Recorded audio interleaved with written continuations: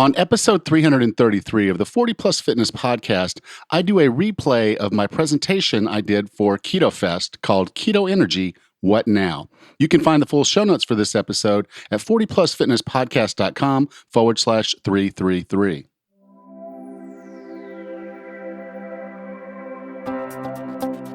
Have you decided you're ready to make a change? To reclaim your health and fitness? The 40 Plus Fitness podcast is here for you. I'm your host, Alan Meisner. I'm an NSAM certified personal trainer with a specialization in corrective exercise and fitness nutrition. Let me be your coach as you find your way on your health and fitness journey.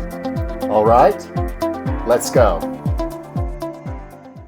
For this episode, I'm going to do something a little bit different. This is a kind of a redo of the presentation I did at KetoFest earlier this year.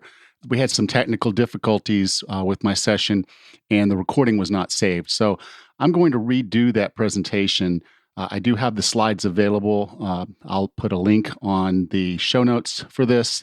If you go to 40plusfitnesspodcast.com/333, you can find the show notes, and actually you can go watch this video because I'll have this video on the show notes there. So the presentation I'm giving is called Keto Energy, Now What? And what tends to happen for a lot of people when they get into ketosis is they start to recognize that they have quite a bit of energy. And what I'm going to talk about today is basically, now that you have that energy, how can we use this new state of being to make ourselves even better? But I do want to tell you a little bit about me. My name is Alan Meisner, and age 39, I was very unhappy, very unhealthy, and very unfit. In fact, I often referred to myself as the fat bastard. And that's because not only was I not treating myself well, I had begun not treating other people well. And at this point in my life, I weighed well over 255 pounds. I didn't weigh myself day to day, so really didn't have any great idea about, how much I weighed at the time. I just know that I weighed a lot, and I was very unhappy about it. So I kind of made a decision that I wanted to do something, and it took me a while. But finally, I found keto. And with keto, I was able to drop most of that extra weight. And what you see in the picture here, if you're watching this video, is that I had dropped down to about 205 pounds at this point, but I had also put on well over 11 pounds of muscle during that period of time. So a very different look and a very different me. So as a part of this whole ketosis, paleo, all the things I was learning, I also was my own personal trainer during that period of time. So I did work on getting my certified personal trainer. I worked on getting my certified functional aging specialist. And I also earned my online personal trainer certificate. Okay. I started this podcast, the 40 Plus Fitness podcast. And at this point, you're listening to this, obviously, we have more than 325 episodes because this is episode 333. And I've had well over 175 guests, experts on the show that include a lot of folks in the keto space, to include Jimmy Moore, Dr. Jason Fung, Megan Ramos, Dr. Nesha Winters, Dr. Adam Nally, Tom King, Gary Taubes, Amy Berger, Maria and Todd Emmerich, et cetera, et cetera. I've had a lot of them on there, but I've also had on some vegans, some vegetarians, and paleo authors. So I try to keep this a very balanced podcast, but I do tend to move a little bit towards keto because I've seen what it does for me. But that's enough about me. Let's talk about you. You found keto. And if you have found keto or you're interested in keto, I can tell you it's not easy. But once you do get into keto, once you get into ketosis, you start to feel really, really good. So I want to congratulate you if you are using ketosis as a methodology. And once you get past that dip, I'm sure you've noticed there's an uptick in your energy level. You're powered by ketones, which means the fat that you have on your body can actually be used for energy, and also the fat that you eat is being used more for energy. So you're feeling a lot better. You've got a lot more energy. Now, most people get into ketosis because they want to lose weight. Others know that they have some health benefits and they're doing that for that reason. But whatever did bring you to keto, I'm glad you're here. Now you have this energy, and for a lot of people, they do start to move more, and they may have taken up a movement practice. Now, I say movement practice because I think a lot of people shy away from the term exercise. They don't want to think of it as work. They don't want to think of it as working out. They just know they need to do something, but they don't like to work out. So I'm going to teach you today how you can take the extra energy you have and turn it into a superpower to make you even better than you are. And let's go. So I never did this, or may not have done this. I probably did do this as a kid. You can take a magnifying glass, and the sunlight would never hurt an ant, just ants walking around in the sun. But when you take that focused energy of the magnifying glass, you are able to, at that point, actually light up the ant, burn the ant. And you can burn your hand or you can burn wood because you focus the energy towards one thing.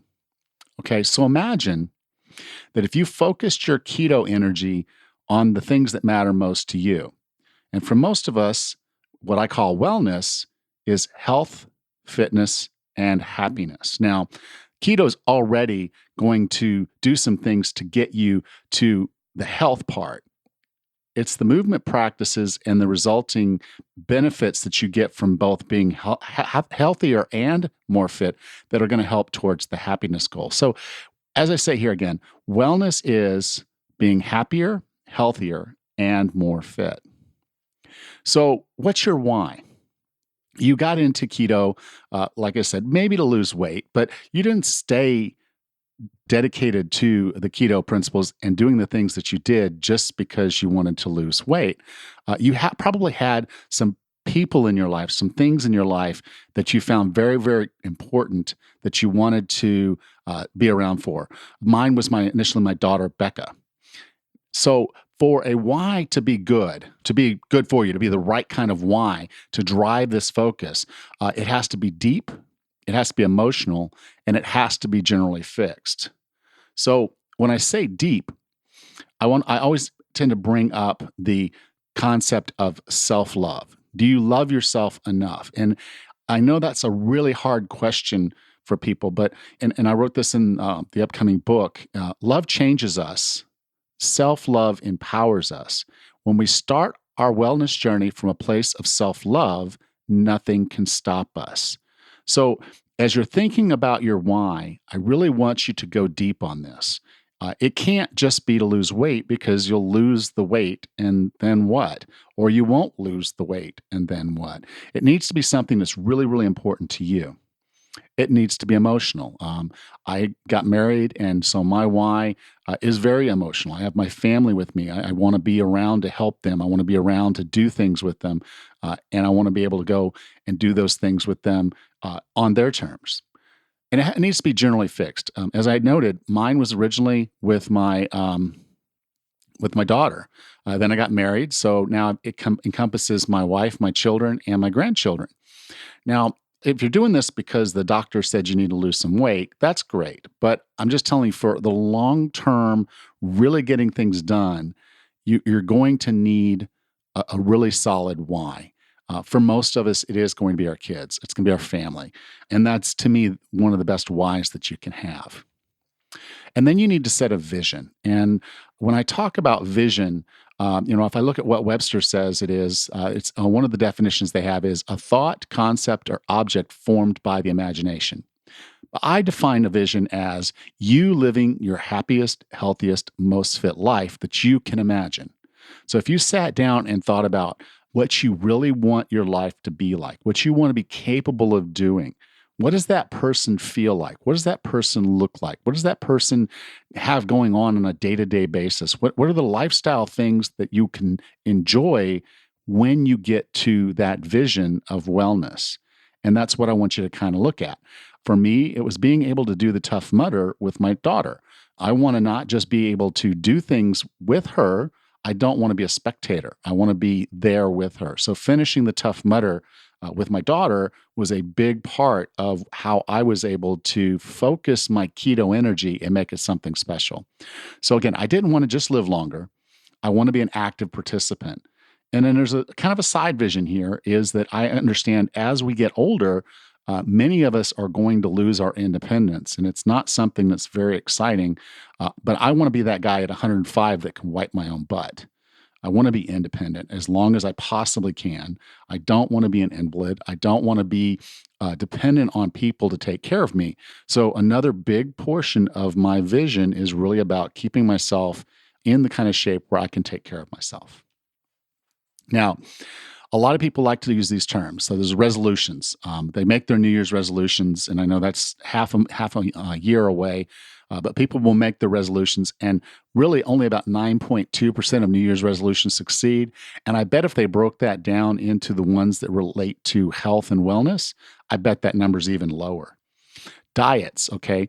Now, if you got into keto, keto is not really a diet. It doesn't work as a diet. You can't go on it and off of it in a regular basis and your body feel good or feel like it's accomplishing anything. You can lose the weight, but most diets are not set up to last for a long, long time. They imply that there's a finite term.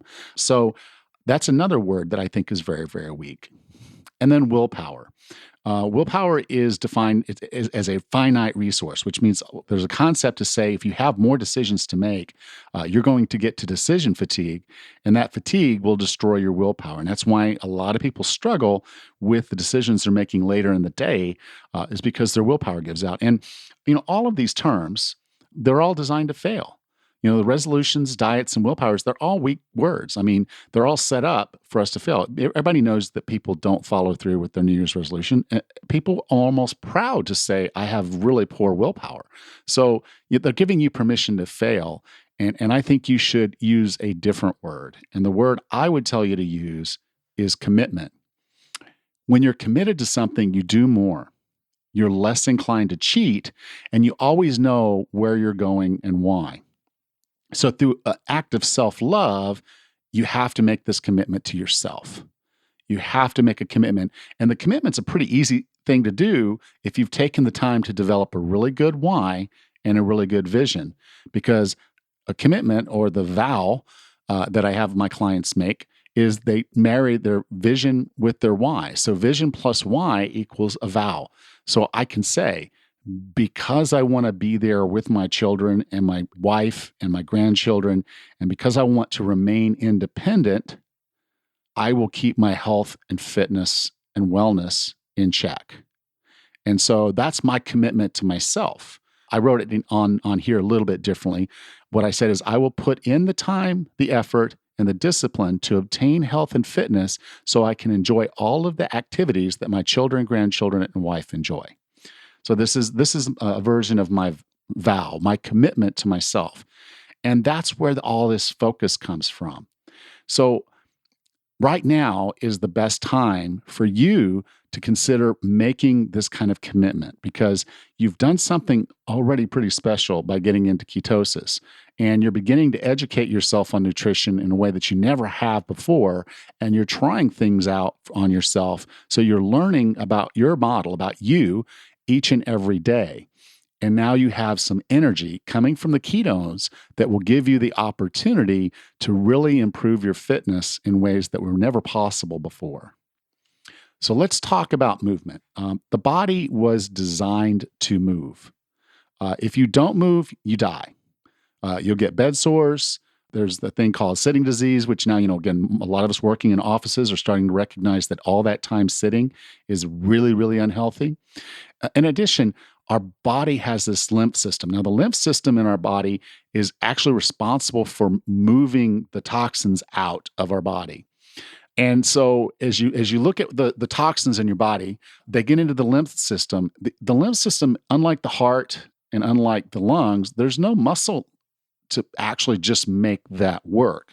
It requires your skeletal muscles to work. So I'd encourage you to move around as much as possible each day, just to make sure that you're moving those muscles and forcing the toxins to move the way that they're supposed to be moving. Okay, so I want to put one caveat here on fitness, because I'll talk about fitness and I'll talk about movement, but I want you to understand something very, very special, very, very important about fitness. Fitness is not a look.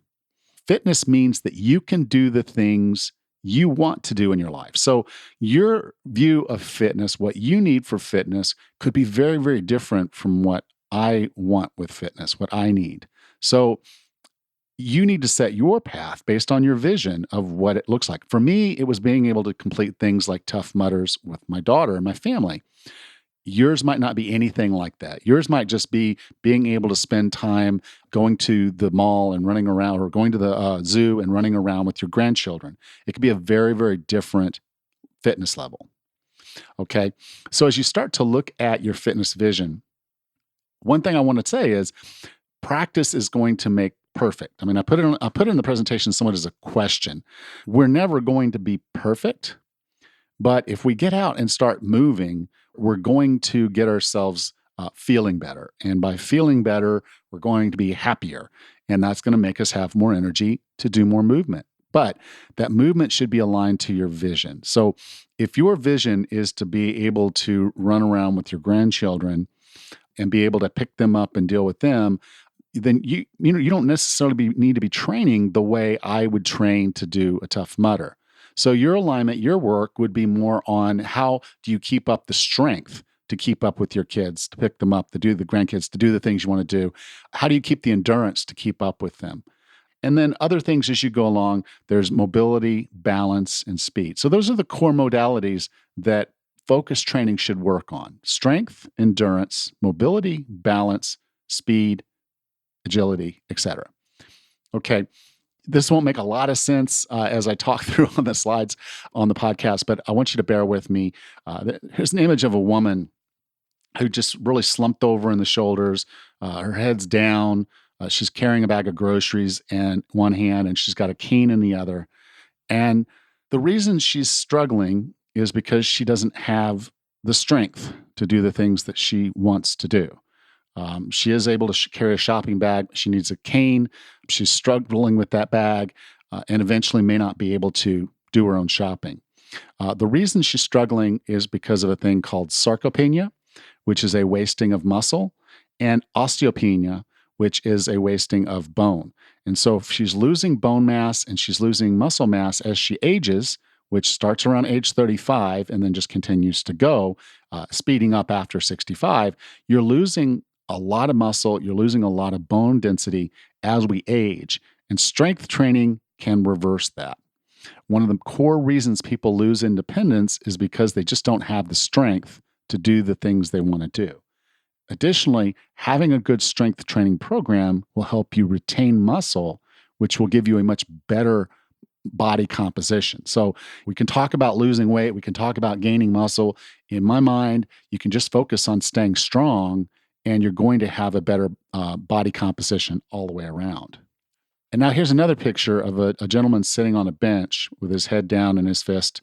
And this one kind of makes me think about when sometimes we go to the zoo, you'll see people, they'll either be in a wheelchair or they'll be sitting on a bench because they can't keep up with the grandkids. Grandkids have run off to see the lions, and they just don't have the endurance to keep moving around and stay up with the kids. So endurance is about having the ability to keep going. When I did the Tough Mudder, it was a 12-mile mud run. It was with obstacles. It took a lot of endurance for me to be able to make it through that run. And I didn't do the training by doing obstacle courses. I did normal things. I used the stairs instead of the elevator. I did use some of the fitness equipment at the gym, but more of it was just making sure that I got outside as much as I can. That's the cool thing about endurance training is basically designed to be done outside. So this is a great opportunity for you to get out and do some things. And it doesn't have to just be running. It can be a combination of a lot of different things. But endurance training is important as we age. And then here's another picture of, it's a couple.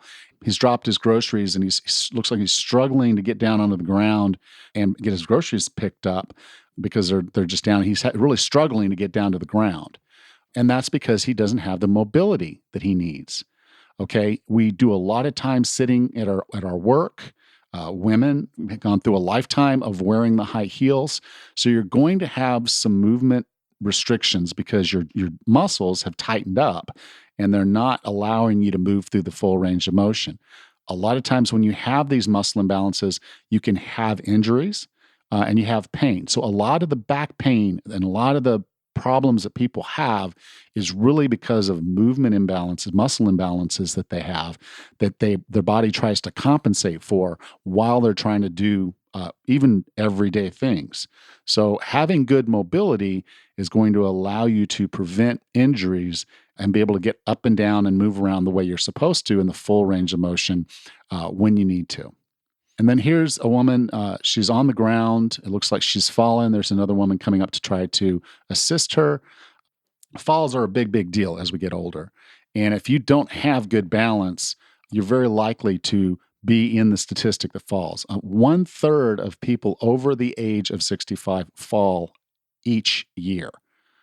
So, when you look at that number, it should be very clear to you that within a short period of time, from say 65 to say 71, that's 6 years, you're going to fall once or twice, almost guaranteed, given the statistics. 1 in 4 of the seniors who fall fracture a hip. And when they fracture the hip, they die within 6 months from that injury. So think about that. 1/4 of the seniors who fracture a hip from a fall will die within 6 months of that injury. Another thing that happens when people start to lose their balance, they feel uncomfortable, they actually shorten their gait. You'll see this as the little shuffle, the old man, old lady shuffle. That actually reduces the footprint on the ground. They're tighter, and that actually makes them more likely to fall. So, getting your feet and moving around, building good balance is just a very, very protective measure that you should focus on. And then here's another picture of a gentleman. He's got one of these walkers that's got wheels, and he's putting along on a path, but he's not able to go anywhere without that walker in places that he might want to be. He's on a beach, but he may not be able to actually go out onto the sand with that walker, and that's because he just doesn't have the speed and the agility to be able to move around the way he wants.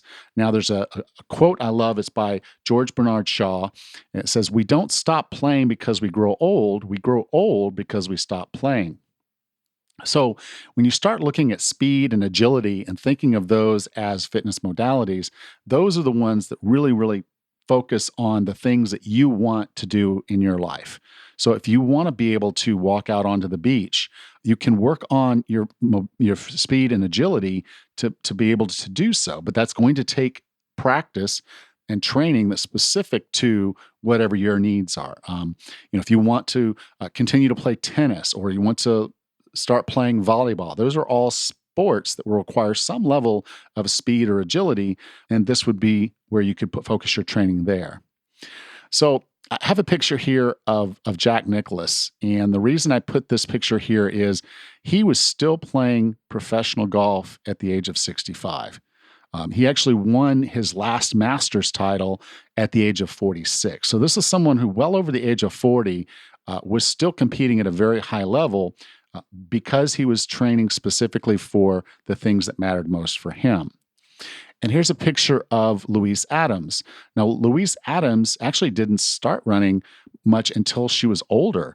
And then she's the reason why they now have categories in the world championships for people over the age of 80. It used to be, 65 and older, and then she's still running at 80.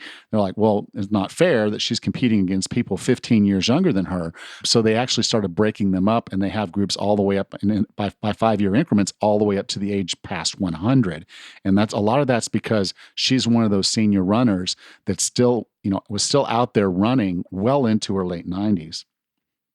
And here's Yuichiro Miura. And this guy's really, really cool. He climbed Mount Everest at the age of 80. And he fully intends to make another run for Mount Everest at the age of 90. So I think he's midway through his 80s at this point. So probably won't be too long before we hear about a 90-year-old who's climbed Mount Everest. And it's not that you have to aspire to be like those people, but I want you to be thinking about, now that you have this energy, now that you actually understand your health a little bit better, and you're moving in this direction, and you have the capacity to do more, I want you to focus that attention on the fitness modalities that are going to give you the lifestyle that you want. So aspire to be the best you can be.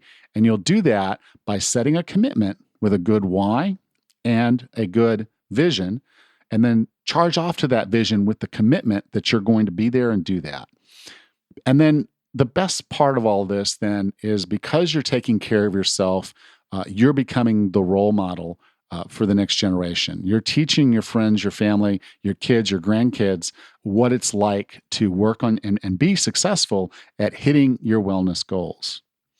And then you're going to get to enjoy a much more active lifestyle. And that's where the happiness aspect, I was the fat bastard because I wasn't able to do the things I wanted to do anymore. And I was starting to lose that part of myself. And I was really not happy about that. And that was kind of cascading through every other aspect of my health and fitness. And if you do focus on health and fitness at this point, you're going to be able to keep doing the things you love. And that's what it was for me. I had fallen out of a volleyball game. I was very unhappy with myself. And I said, I won't do that again. I want to be fit enough to be able to play and do the things I want to do without having to be subbed out or not be able to or have to watch from the sidelines. So in closing, I just want to say, now you have this keto energy. If you've gotten into ketosis, you know what I'm talking about. You have this energy, go out and use it. Set your why, set your vision, and then make that commitment. And that commitment is coming from a place of self-love. It's something you're really going to stick with. If your why matters and you make this a big dream, big vision. And so you really kind of push yourself on this vision aspect, you're going to really, really make some great, great changes to yourself. So if you want to connect with me, again, come to the website, 40plusfitnesspodcast.com. The show notes for this episode with this video are going to be at 40plusfitnesspodcast.com/333. I do hope to see you there. Thank you.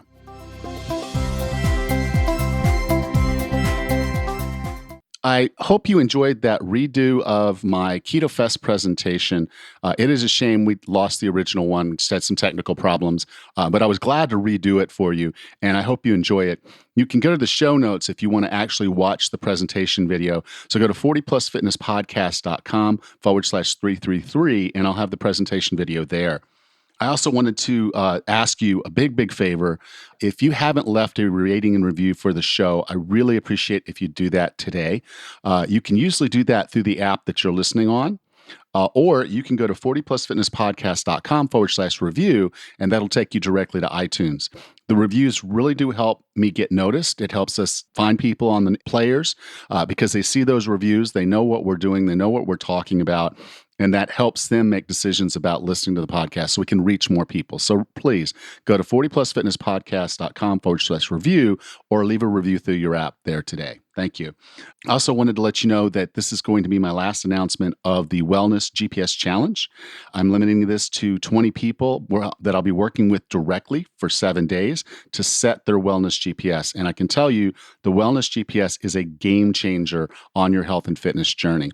When people do this, they know where they're going, they know how they're going to get there, and they also know what to do when things get in the way. This keeps them on track, and that's one of the biggest problems that I see is something will throw someone off their pace, off their path, and this Wellness GPS is a great tool to get you right back into the game and see the success that you deserve. So go to 40plusfitnesspodcast.com/GPS and go ahead and join our waiting list. I'm going to be cutting that off because we're launching the challenge really soon here. So don't miss your chance. 40plusfitnesspodcast.com/GPS. And then finally, I'm happy to say that I have 1 week until I need to turn over the final manuscript to my publisher. The book is going to be called The Wellness Roadmap. You can go to wellnessroadmapbook.com and learn more. I need your help on this as well. I need you to be a part of my launch team. So you'll see at the bottom of that page, wellnessroadmapbook.com, where you can join the launch team and give me your email address, and I'll only use that for the book. I'm not sharing that with anyone else. This will just be me sending you information about what I need for you to help me make the Wellness Roadmap book a success. So again, wellnessroadmapbook.com. I really appreciate you. Thank you. Next time on the 40 Plus Fitness Podcast, we meet Brian Grin and discuss his book, The Simple Intermittent Fasting Journal. Until then, have a happy and healthy week.